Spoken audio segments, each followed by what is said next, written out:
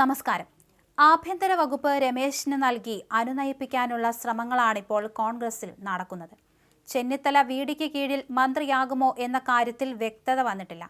അദ്ദേഹം മാറി നിന്ന് തന്റെ അടുപ്പക്കാരെ പിന്തുണയ്ക്കുമെന്നാണ് പുറത്തുവരുന്ന വാർത്തകൾ. മന്ത്രിസഭയിൽ കെ.സി. പക്ഷത്തുള്ള കൂടുതൽ പേർ ഇടം പിടിക്കുമെന്നാണ് രാഷ്ട്രീയ നിരീക്ഷകർ പറയുന്നത്. കെ.പി.സി.സി. പ്രസിഡന്റ് സണ്ണി ജോസഫ്, മുതിർന്ന നേതാക്കളായ തിരുവഞ്ചൂർ രാധാകൃഷ്ണൻ, കെ. മുരളീധരൻ എന്നിവർക്ക് മന്ത്രിസ്ഥാനം ഉറപ്പാണ്. N. Sakthan, P C. Vishnunath, Bindu Krishna, M. Liju, Mathew Kuzhalnadan, A P. Anilkumar, T. Siddique, K. Jayanth എന്നിവരുടെ പേരുകളാണ് പരിഗണനയിൽ ഉള്ളതെന്നാണ് റിപ്പോർട്ടുകൾ. ഇതിൽ ഒരാൾ സ്പീക്കറാകും. ജാതിമത സമവാക്യങ്ങൾ കണക്കിലെടുത്താകും മന്ത്രിസ്ഥാനത്തേക്കുള്ള പേരുകൾ പരിഗണിക്കുക. മുസ്ലിം ലീഗ് 5 മന്ത്രിമാരെ ആവശ്യപ്പെട്ടേക്കുമെന്നാണ് റിപ്പോർട്ടുകൾ ചൂണ്ടിക്കാണിക്കുന്നത്. കേരള കോൺഗ്രസ് ഇതിനോടകം തന്നെ 2 മന്ത്രിസ്ഥാനം വേണമെന്ന അവകാശവാദം ഉന്നയിച്ചിട്ടുണ്ട്.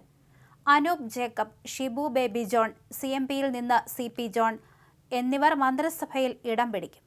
മാണി സി കാപ്പൻ, KK രമ എന്നിവർക്ക് LDFന്റെ മാതൃകയിൽ മന്ത്രിസ്ഥാനം വീതം വയ്ക്കുന്നത് ആലോചനയിലുണ്ടെന്നാണ് സൂചന. PK Kunhalikutty, KM Shaji, N. Shamsuddin, PK Basheer, Abid Hussain Thangal എന്നിവരാണ് ലീഗിന്റെ പരിഗണനയിൽ ഉള്ളത്. മോൻസ് ജോസഫ്, തോമസ് ഉണ്ണിയാടൻ എന്നീ പേരുകൾക്കാണ് ജോസഫ് വിഭാഗത്തിൽ മുൻഗണന.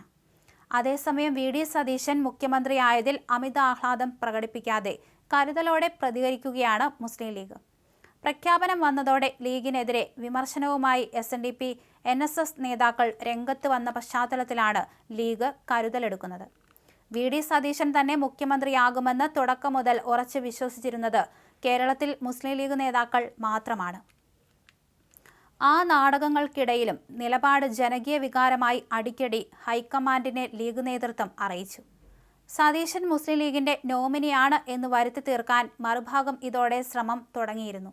പക്ഷേ സാമുദായിക താൽപര്യമല്ല, ജനവിധിയാണ് പ്രധാനം എന്ന നിലപാടിൽ ലീഗ് ഉറച്ചുനിന്നു.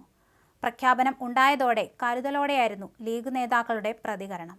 ഹൈക്കമാൻഡിന്റെ തീരുമാനം സ്വാഗതാർഹമാണെന്നും കേരള ജനതയ്ക്കൊപ്പം ലീഗും അത് അംഗീകരിക്കുന്നുവെന്നായിരുന്നു സാദിഖ് അലി ശിഹാബ് തങ്ങളുടെ പ്രതികരണം. ലീഗിന്റെ മന്ത്രിമാരെ വൈകാതെ പ്രഖ്യാപിക്കുമെന്നും ലീഗ് പ്രതികരിച്ചു. ഇനി 5 വർഷം UDFന്റെ ഭരണമാണ്, ജനവിധി മാനിച്ചുകൊണ്ടുള്ള തീരുമാനമാണ് ഇതെന്നും അവർ പറഞ്ഞു. എന്നാൽ ലീഗിന്റെ നിയന്ത്രണത്തിലാണ് കാര്യങ്ങൾ നീങ്ങിയത് എന്ന ആക്ഷേപം ഉയർത്താനാണ് വെള്ളാപ്പള്ളിയും സുകുമാരൻ നായരും ശ്രമിക്കുന്നത്. അവർ ശത്രുപക്ഷത്ത് നിർത്തുന്ന സതീശൻ മുഖ്യമന്ത്രിയാകുന്നത് ഇരു സംഘടനകൾക്കും ഒട്ടും സ്വീകാര്യമല്ല എന്നത് തന്നെയാണ് കാരണം. ലീഗിന്റെ നിലപാട് മാത്രമാണ് സതീശനെ തുണച്ചത് എന്ന് പറയാനാകില്ല. പക്ഷേ ഒരു പങ്ക് ലീഗിനും അവകാശപ്പെട്ടതാണ്. മറുപങ്ക് കേരളത്തിലെ ജനവികാരം ദേശീയ നേതാക്കളെ വൈകിയെങ്കിലും അറിയിച്ച സുധീരനെ പോലുള്ള നേതാക്കൾക്ക് ഉള്ളതാണെന്ന് ലീഗ് നേതാക്കൾ കരുതുന്നു. ഭരണത്തിലും ലീഗിന്റെ പിന്തുണ സതീശന് നിർണായകമാകും. അതേസമയം കേരള മുഖ്യമന്ത്രിയായി VD സതീശനെ പ്രഖ്യാപിച്ചതിന് പിന്നാലെ അതൃപ്തി അറിയിച്ച് KC പക്ഷ MLAമാർ രംഗത്ത് വന്നു. മാനദണ്ഡം മറികടന്നെന്ന് KC ഗ്രൂപ്പ് പ്രതികരിച്ചു. KC വേണുഗോപാലിനെ മുഖ്യമന്ത്രിയായി തെരഞ്ഞെടുക്കാത്തതിൽ തുറന്നടിക്കുകയാണ് KC പക്ഷത്തെ MLAമാർ.